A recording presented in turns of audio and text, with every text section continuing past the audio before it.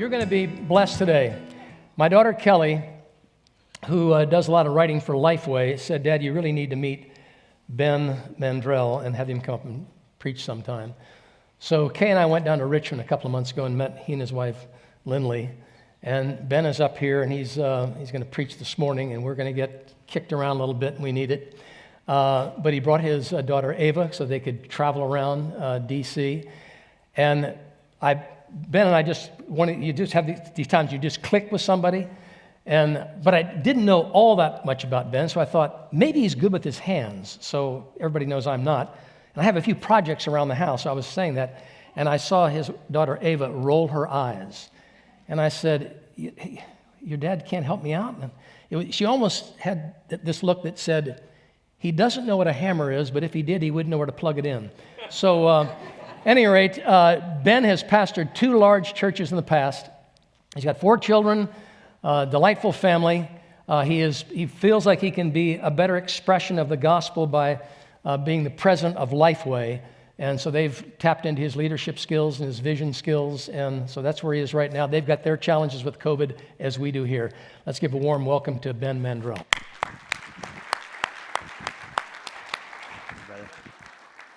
Thanks, Pastor Mike. If you brought a Bible today, I'd invite you to open up to 1 Corinthians chapter 9, and if not, you can follow along on the screen here in just a moment. It's great to be with you.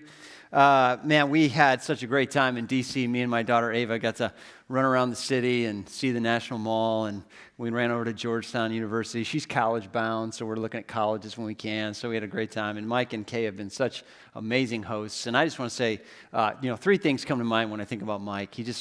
Number 1, he has this infectious joy about him. When you're around him, you'll catch it quicker than COVID. He's just really joyful and naturally. Second of all, he is a lifelong learner. He reads all the time. I thought I read a lot. He reads all the time. He's very humble in his approach. He wants to learn. And then finally, he has a real shepherd's heart. You ought to hear the way he talks about you all when you're not around. He really cares about you, and he really actually likes you and speaks so highly of his church and his church people. And so it's just great to be around a shepherd. So, hey, let me show you a quick picture of my family. They couldn't all be here today, but this is my wife, Lindley, and our 4 kids. I heard a saying once, if you ever see a turtle on a telephone pole, you know he didn't get there alone. So any success I've had in my life, it's her fault. Lindley is just an amazingly gifted woman. I wish she was here today to experience this, but that's my family. It's Ava, Max, Miles, and Jack, and we live in Nashville, Tennessee. Before I came to Nashville, I was a church planter in Denver. Our family picked up, moved 1,000 miles west from Tennessee and started a church from scratch, parachuted in, had about 65 people uproot and move with us, and saw God just do an amazing thing. And the sermon that I'm going to preach to you today really is birthed out of 5 years of learning how to talk to non-religious people. And so in 1 Corinthians chapter 9, I'm gonna show you what Paul says, that I think is one of the most convicting passages in the whole Bible, about how to joyfully spread the gospel to the people who God surrounds you with. I know Mike likes to summarize his sermons in a single sentence. Here it is. If you're wanting to reach people, you must be willing to change. It's true of you, and it's true of your church.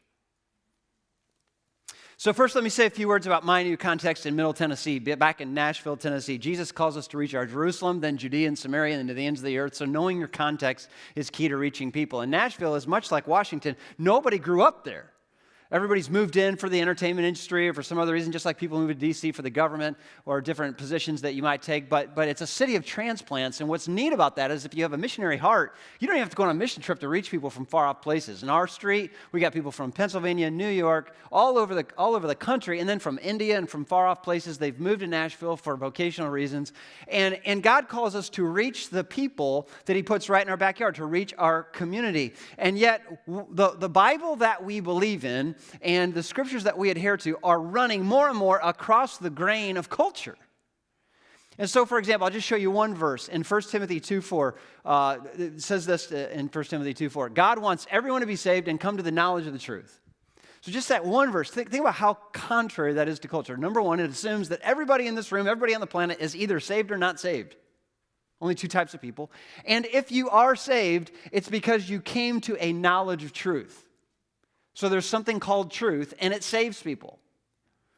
Those 2 ideas are so controversial today because it means that that Christians really are out to convert people. It really is the goal, to see people come to faith in Christ. That's the goal of the church. It's the goal of every Christian ministry, that we try to reach people with the gospel. I love famous missionary and martyr Jim Elliot's words. He says this just wrecked me the first time I read it. Father, make of me a crisis man. Bring those I contact to decision. Let me not be a milepost on a single road. Make me a fork that men must turn one way or another on facing Christ in me. That's the mission of the church right there. All Christians have to ask themselves the piercing question: when people encounter me, do they walk away feeling like they've encountered Christ? That's a very convicting question, isn't it? And in the New Testament, there's this guy named Paul. Maybe you're brand new to the Bible, you've never been around the Bible. Paul used to be a law follower. He believed in rules and regulations. Then he comes into a relationship with Jesus Christ. The whole world changes for him, and he believes that he's put on the planet to reach people. And in 1 Corinthians 9, he tells you his strategy for how he tried to reach people. And I think this is the strategy that every Christian should follow today, every church should follow today. And it means being willing to change in order to reach people. And this is what he says in verse 19, chapter 9. I'm reading from the CSB. Paul writes, although I am free from all and not anyone's slave, I've made myself a slave to everyone in order to win more people. To the Jews, I became like a Jew to win Jews. To those under the law, like one under the law, those are Jewish people. Though I myself am not under the law, to win those under the law. To those who are without the law, now he's talking about Gentiles or Greeks, I became like one without the law, though I am not without God's law, but under the law of Christ, to win those without the law. To the weak, I became weak in order to win the weak. I've become all things to all people so that I might by every possible means save some people. Now I do all this because of the gospel, so that I might share in its blessings. Let me ask you this as we get going into Bible study. Did you take speech class in high school or college? Surely you were required, whether you liked it or not. Number one rule in writing a speech is know who you're talking to. Analyze your audience. Don't write a message, don't write a speech unless you know the people you're talking to and how they're going to receive the information. And what Paul teaches us here about the importance of winning people, number one, it should be the driving force of every Christian's life. Jesus said, I came to seek and to save the lost. So if we're Christ followers, what's our most important thing in our life? Seeking and saving the lost. So pursuing relationships with unchurched people ought to be a main priority for every Christian.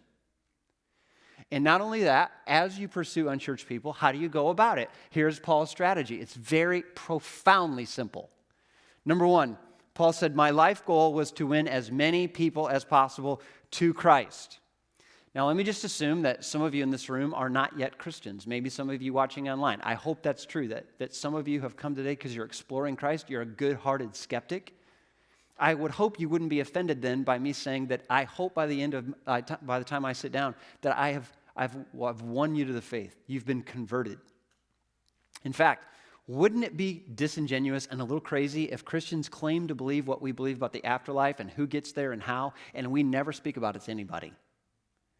It would be the weirdest thing in the world if we truly believed that and we had no interest in telling anybody about it. And so Paul said, I've unapologetically been about the focus, which is to help people come to a knowledge of how they might be saved through Christ. Now, Paul saw himself as a fisher of people. And what he means by that is Paul would cast the bait out, and just like a fisherman who fishes in different parts of the lake, these kind of fish over here, they bite on this. And he wasn't afraid to change the lure if they weren't biting on that. He would change his methodology in order to win people. And that has to be the focus of our lives. Now, I've said this as a pastor for years because I've noticed this is true. Many people start out as fishers of men, but soon become keepers of the aquarium. Have you noticed that? The most fiery evangelists in the church are always the newly converted. They're the ones that still have relationships with unchurched people and a passion that came from knowing Christ. When you have those two things, a passion for Christ and friends who don't know Christ, you have a winning combination. But as people go along in the Christian life, more and more, they hang around Christians, they immerse themselves in the church, and they go pro at church.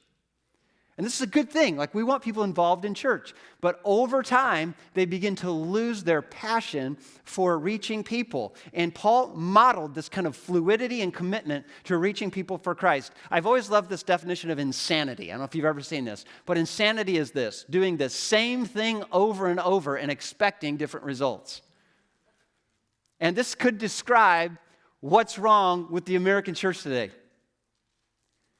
We can't believe people are coming less and less to our churches, but we're not willing to change. So just look at mainline denominations right now. Church buildings all over the country are being torn down for parking lots, repurposed as community centers. Church attendance is in decline statistically. The average age of the churchgoer is on the rise statistically. So churches are getting smaller and older. There's a graying of the gospel that's being described now. Now, it's not a bad thing. It's a good thing to have plenty of gray hair in your church. Anybody amen to that? All right. That's a good thing. You want wisdom in your church. You want maturity. You want seasoned people in the church, as long as it's counterbalanced with new people who are coming to the church, the new generation that's rising up. You want this multi-generational, beautiful unity that really expresses the body of Christ. But what's happening in America today, we need to wake up and smell the coffee. The pendulum is swinging so hard this way. It's a graying of the gospel. We're losing touch with younger people. And why is it happening? Because we're not really willing to change. We want to keep it like we like it. And we're shocked that they're not coming and they're not interested in it. This happens even within the church. I remember one day after a church service, our church had sung the song, "It Is Well With My Soul," which, if Jesus didn't write it, man, what a song. I love that song. And I come home and we're eating lunch and my 4 kids are there, and I said to my kids, "Is that not the greatest song, It Is Well?" All 4 of them in unison said, "Dad, that's the worst song we've ever sung in church." I couldn't believe it. I have all these warm, nostalgic feelings about this song and all these feelings about it, but they know not the song and they care not for the song. It's not their kind of song. And so if you're going to reach people, you have to think about what do they prefer and what do they like, what connects with them, what resonates with them. And most churches, in fact, most people are not willing to change to reach people. They put the burden on them. You've got to change in order to be a part of us. And so Paul, he did not model this. He watched the winds of culture and adjusted his sails personally and encouraged us to do the same. He said, "I've made myself a slave to everyone in order to win more people." What does it mean to be a slave to everyone? Well, in Old Testament times, you could sell yourself to slavery if you're in great financial debt. You still could put food on your table. You could go home to your family at night, but for a period of time until you worked off that debt, you didn't get to do what you wanted to do. Your preferences were put in the back seat. And Paul says, in order to reach more people, here's what I did. I took all my preferences, all my favorite things, all the things I preferred, and I picked them up and I put them in the back seat, because that's what you got to do if you really want to reach people. That's the only way to do it. And he describes 3 kinds of people he did this with: Jews, Greeks, and weaks. And this Bible study just flows so nicely through this text as he describes what he did in order to reach people. He said in order to win people to Christ, he had to think more about what they needed than what he wanted. The Jews, the Greeks, and the weaks. So here's the second part. Of his strategy. Number 2, my plan, he said, was to build rapport with all kinds of people. And so to the Jews, I became like a Jew in order to win Jewish people. Now, in order to win Jewish people, he had to identify with their culture. Now, he came out of that culture. Those of you who are not new to the Bible know that Paul grew up a Jew, and a very, very committed one. And so later on, he will write things in the New Testament like, "I consider all of that as rubbish or loss compared to the surpassing greatness of knowing Christ Jesus my Lord." All the laws and customs and social institutions of being Jewish, all that Jewishness means nothing to me anymore. I am a Christian. And yet, when Paul hung around Jews, what do you think Jews want to talk about? They like to talk about rabbis, synagogues, scrolls, Passover, tradition. And Paul, in order to identify with Jewish people, he was willing to identify and talk about those things because it was part of their culture. He didn't boycott the Jews. He didn't disengage from their culture. He, without violating his conscience, engaged the culture. And so what is culture? Culture is, here's a good definition, the customs, the arts, the social institutions, and achievements of a particular nation, people, or social group. So, for example, I recently moved my family a year and a half ago to Nashville, Tennessee. I'm a student of the culture. It's my new context. Here's 3 things that I found that people like to talk about, part of the culture in Nashville, Tennessee. Number 1, sports. Right now, the Tennessee Titans, they actually have a team this year. Number 2, country music. Can you believe it? They like it there. Number 3, yeah, we got one guy here. You must be a transplant. Number 3, their kids. People love to talk about their kids, what their kids are into, what sports they're into, what are their hobbies. When you're pulling the trash can to the curb, if you bring up any of those 3 things, that's what people like to talk about. So if you don't want any friends and you don't want any influence on your street, just say one of these 3 things when you live in Nashville, Tennessee, and you'll live like a monk. Number 1, just say this. Just say, I've been thinking, sports are for people who don't read and are unsophisticated. And I've been thinking, country music is really not really music. And I've been thinking, kids should be seen and not heard, especially yours. If you intentionally offend them, those are things that are important to them. Sports and country music and their kids, they will not identify with you and you will have no voice in their life. So what does Paul do? When Paul was with Jews, he was willing to talk about the things they wanted to talk about. That's how it goes with relationships. You find common ground with people and you build relationships with them, and you have to respect their culture. I'll give you another example of this in the New Testament. Fascinating, missiological example of mission trips. Paul wants to go on a mission trip. He wants to take his young protege named Timothy with him. And it says this in Acts chapter 16. So Paul went on to Derbe and Lystra, where there was a disciple named Timothy, the son of a believing Jewish woman, but his father was a Greek. That's a problem. Jews don't like Greeks. The brothers and sisters at Lystra and Iconium spoke very highly of Timothy.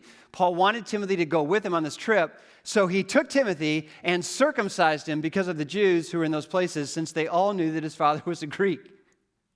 If you ever complain about the cost of a mission trip again, the sacrifice required to go on the trip, just go back and read Acts chapter 16. I am absolutely shocked. I can't believe we're not more surprised what's happening here. The willingness of Timothy. It wasn't a moral issue for him. It was a missions issue for him. In order to reach Greek people, he would have to go through some pain. And this is the same principle that Paul applies over and over in his life. I am here on this earth to reach people, and I'm willing to endure pain in order to identify with them. And the reason that the church is not reaching people today like it used to is that we're not really willing to change, because change is painful. Now, this raises all kinds of questions, I know. How far do you press this to identify with people? How do you draw a line somewhere? I think Craig Blumberg writes this well in his commentary. He writes, Paul's words have massive implications for strategies of outreach and friendship with unbelievers, though they can be exaggerated. Paul is not promoting pure situation ethics. Paul would never have said, to the thief I become like a thief, and to the adulterer I too become an adulterer. Paul's not promoting sin. He's promoting the participation in culture that does not violate one's conscience. And if you're not personally reaching anyone for Christ right now, first question you got to ask yourself is, am I willing to go on their turf and get outside of my own comfort zone and care about people who care about things that I don't care about? Paul was willing to do that with Jewish people. But it's not just the Jews he was trying to reach. Mainly, he was a missionary to the Gentiles or to the Greeks. This is where the passage gets really interesting. He said, to those not having the law, I became like one not having the law. The majority of the people that he engaged with did not have a history with the Old Testament or with the Scriptures. And it's soon going to be that way in America. The Bible Belt is collapsing. Cultural Christianity is going away. And soon, within my daughter's generation, there's going to be a culture that widespread does not accept the supernatural truths of the Bible. And so here's how it used to be. 20 or 30 years ago, if you grew up in the southeastern portion of America, you believed the Bible before you read it. You didn't even read it and you believed it. Why? Because the people in your life who you trusted the most believed it. And you believed it because they believed it. There's coming a day very soon where people who come to faith in Christ, they do not believe the Bible until they've read it. And how are you going to get somebody to read the Bible who's never read it? You have to introduce it to them in a way that makes sense to them. And we've got to start thinking like people who know not the law, who've not been around church, they've not been around religion, they've not been around Bible, they've not been around Christmas programs and Easter programs. They do not know all that stuff. And when we moved to Denver and we lived on a street with people from all different religions, it was an eye-opening experience to start a church in that culture because I realized these people don't have a clue what I'm talking about. And they're showing up to my church, and I'm using words like sanctification. They have no idea what that means. And so if you want to reach people, you have to understand how to talk to them. So I'll give you an example of something I've had to let go, even as a preacher or communicator. For years, I felt like, just personal conviction, that preachers should not put Bible verses up on the screen, that people should be challenged to bring their own Bible, open to the place, look at it in your own Bible. If you have a highlighter, you're even better. You're even closer to God. Because I really believe in carrying your own Bible and learning the pages. Of course, now it's all digital and it's all messed up, my theory. But then this happened to me. I was preaching in a nearby city, and a childhood friend from 5th grade, heard I was in town. We hadn't seen each other in decades. And he said, I want to come. He Facebooked me and said, I'm going to come and hear you preach. And so my friend Eli shows up. I hadn't seen him in years and years and years. And he sits on the second row with my family. And I get up and I say, open your Bible to, and all 4 of my kids go immediately to the text, just, like sword drill. And I'm watching Eli squirm in his seat. He's completely uncomfortable. He has no idea what's happening, and he doesn't know the Bible or how to get there. After the service, he said to me, man, I've never felt more stupid in my whole life. I had to look at the table of contents, even know what you're talking about. And I realized he knows not the law. And I'm expecting him to. I'm treating him like he's a religious guy. He doesn't know anything about this. And in order to reach people in the future, we're going to have to become more sensitive to the fact that they don't know what you're talking about. And so we have to say it differently, and we have to speak to them in ways that make sense to them. And it's like, this is not a new idea. Paul was doing it 2,000 years ago. You have to talk to people in a way that makes sense, because the gospel makes sense when it's explained in a coherent way. And so Paul was always about presenting the message in the most winsome and considerate way. He says, when I was with the Gentiles, I did not ask them what they thought about the Torah or the tabernacle or Malachi or Ruth. I was much more gentle with my non-religious friends. I like the way David Pryor writes this. Paul clearly exercised the most imaginative and sensitive adaptability in his relationships with unbelievers. Paul was the most versatile of men, never locked into any single way of operating, always listening to God's ideas in each new situation. He was a genuine spiritual chameleon. I love the way he writes that. And any church that's going to be around in 10 years is going to become chameleon-like. Because in order to reach people, you have to adapt to the environment. And Paul said, when I was with the Greeks, I adapted so that I could win some people to Christ. I adapted without compromising. Now, there's one last group that he talked about that he hung out with, he spent time with, and those are the weak people. He says this in verse 22. To the weak, I became weak in order to win the weak. This is really good Bible study, right? Really interesting. Historical moment in the church.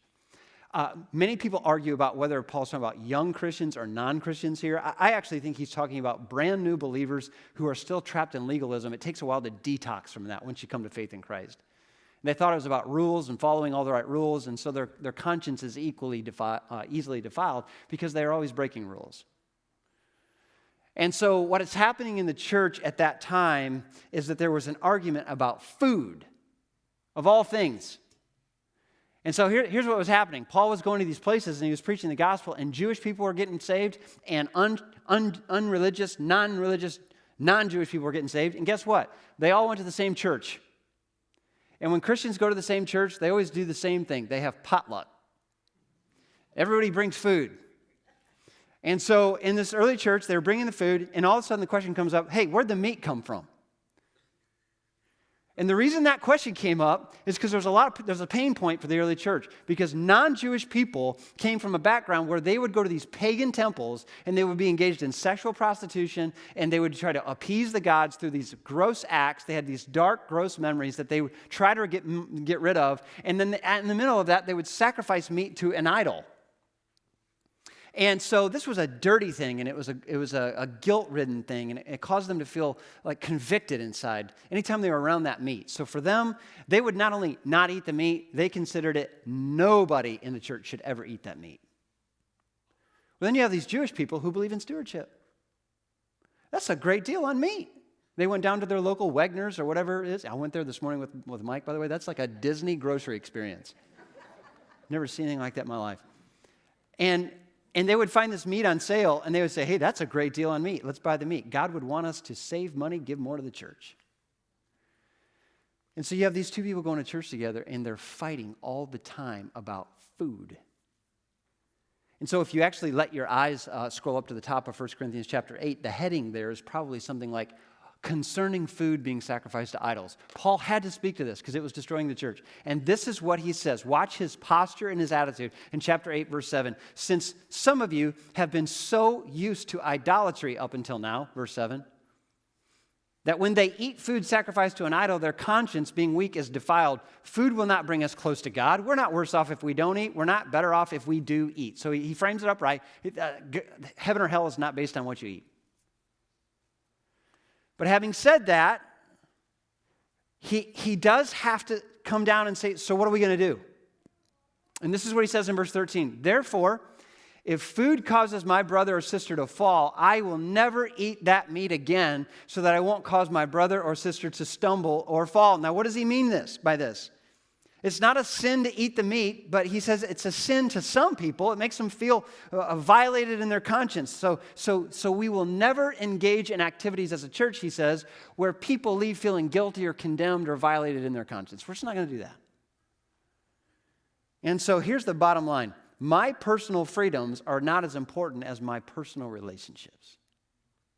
That's a really good principle.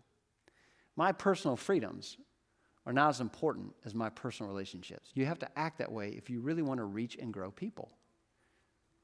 So he talks about reaching Jews, reaching Greeks, reaching weaks. Now, let me see if I can spin this to what does it mean for you on Monday? Why does this sermon even matter in your life? I think there's three great principles here that about just the church staying on mission. How will Reston Bible Church stay on mission? How will you reach the community in the future if you're still going to be around in 20 years? Why will that be true? Here's three things I think that Paul would challenge us. Number one, church people must be continually challenged to spend time with unchurched people. It is like the hardest thing to keep a church excited about hanging out with unchurched people. I've noticed this over the years as a pastor. I don't know what it is about us, but the longer we walk with Christ, the less we speak of him. Why is that? We had this saying in our church in Denver, and it worked really well for our church in reaching our community. Invite people into your life, not to a location. So for years we've said, man, the end goal is to get somebody to show up to church and sit by you and hear the pastor preach a sermon. Now, there's nothing wrong with that. That's a great thing. But more important than that, invite people into your life. Form a relationship with them. Care about them. Care about what they care about. Get to know them. Get to know their names, their children's names, their pets' names. If you really want to reach your neighbors, it starts by knowing their names. And what I've found is, this has been the scorecard for most churches, and I've been guilty of it. If you do three things in the church, you are an all-star church member. You are an A+. Number one, if you show up to a worship service in a big room once a week, that's the way to go. Number two, get involved in a small group. Life's not to be intended to live in rows, but in circles. Get involved in a small group. It's a good thing. Get involved in a small group. Number three, serve 1 hour a week in ministry. And so if you do those three things, you come to church once a week, you're involved in a small group, and you serve 1 hour a week of ministry, you're hitting a home run, but you're really not. You're hitting a triple. A home run is you have spent an hour that week with somebody who is far from God.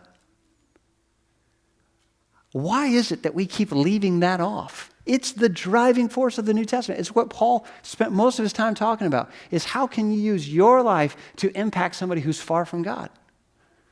So in order for a church to remain healthy, the church has to continually be challenged to identify with unbelievers. Number two, the church should hold on to traditions where there is a chapter and verse and stand ready to release all your other traditions. So let me just go ahead and tell you, there's two traditions that have chapter and verse that Jesus says you should not stop doing. Number one, dunking people in water. You should keep dunking people in water after they come to faith in Christ. It's a theatrical presentation of the gospel, buried in Christ, raised to new life. If you want to bring the church to a healthy place, keep baptizing people. And number 2, keep doing communion. Because baptism is the entrance into the faith to the faith community, but communion is the ongoing participation in the community. So when I take communion, I'm saying, I want you to hold me accountable to the truth of the word. I want to continue to be part of the family of faith that embraces Jesus and the gospel. And so you should keep doing that as a regular reminder of what Jesus Christ did on the cross for your sins. It's the main thing. But outside of that, everything else the church does year after year should be under annual evaluation. Does it still reach people? And churches are having the hardest time adapting to their communities because they're not willing to stop tradition. Having been a pastor for 17 years, one of the most difficult things to do is to help church people release their love for tradition. So when we were in Denver and we met in a school and we had to set it all up and tear it all down every Sunday, and it was just a ton of work. I know your church started as a church plant, so you've been there, a lot of you. I'll never forget what happened weeks after we moved into a nice facility. All of a sudden after the service, the questions changed by the people that were passing by. It went from, how do you know the Bible is true? Why do you believe in miracles? 2, why isn't there a cross in the sanctuary? Church people love to argue about tradition. There's nothing in the Bible anywhere that says you have to have a cross in the sanctuary. And what I've noticed about churches is that if they're not careful, they spend all their time in intramural squabbles, and it's been a long time since anyone won anyone to faith in Christ. And so in order to win people to faith, we have to stop arguing about tradition and start talking more about the people that don't go here.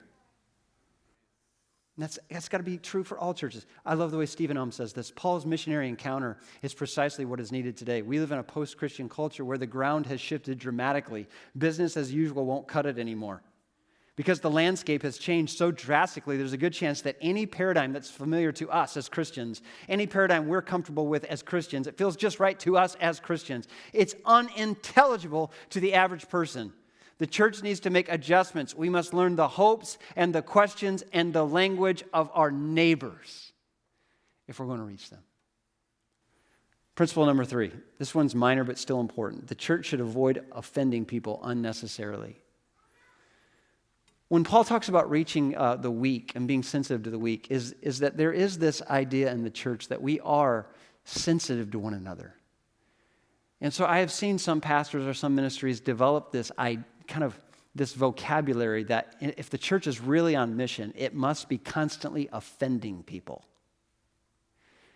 And so we got to keep pushing the envelope. We got to be super cool. We got to be relevant. We got to keep making things increasingly uncomfortable for church people. I've heard this call for contextualization as a rationale for why a pastor would use profanity from the pulpit. If we're going to identify with people who use that kind of language, we got to use it as well. There is an over-contextualization that happens sometimes as churches try to be so cool, so relevant, so hip, so in with the crowd. And it's just not what you need to do to reach people. The Apostle Paul said, look, it's this simple. Romans chapter 1, for I am not ashamed of the gospel because it is the power of God for salvation to everyone who believes, first to the Jew and then to the Greek. Lord, help us to be a people that affirm the culture where we can, that build rapport with all kinds of people so that we might win some people to Christ. Let's pray together. Lord, this sermon is so convicting to me as a speaker. I'm thinking even right now how I have failed in this area once again. God, it's just so easy to put all of our attention on our own agenda, our own families, our own church. And we just ignore these people all over our street who have no relationship with you. Lord, I pray that it would be true of Reston Bible Church, that they would be a people who really care about their community and not just about themselves. I pray that this would be a church that would increasingly reach this city for Christ. I pray that they'd be willing to change. They'd be willing to adapt. They'd be willing to shift their thinking in order to reach people with the gospel. And Lord, I know that there may be someone here who heard for the first time that God desires for all people to be saved and come to a knowledge of the truth. And there could be someone sitting right here or online who says, I'm just waiting for the opportunity. What do I need to do to come to faith in Christ? And if that's you today, I would encourage you just in your own heart, pray these words. Just reach out. There's nothing magic about a prayer unless it matches the attitude of your heart. But just say, Lord Jesus, I surrender today. I give you my heart. I give you my soul. Help me to start over. Forgive me of my past, of all my sins, and make me a new creature in Christ. And I will serve you all the days of my life. Lord, I pray that somebody here prayed to receive Christ just now. And Lord, I pray for all the Christians in the room. This sermon has to convict some of us. Surely it's been a long, long time since some people in this room have even thought about initiating a lunch or a coffee with someone who is far from God. Lord, if there's any application to this sermon, I pray that there would be some that would leave this room and say, I'm going to look that guy up and we're going to get lunch. Lord, give us a heart for the people that are far off. Help us to keep the main thing the main thing. The Son of Man came to seek and to save the lost. Let it be true of us. And I pray all this in Jesus' name. Amen.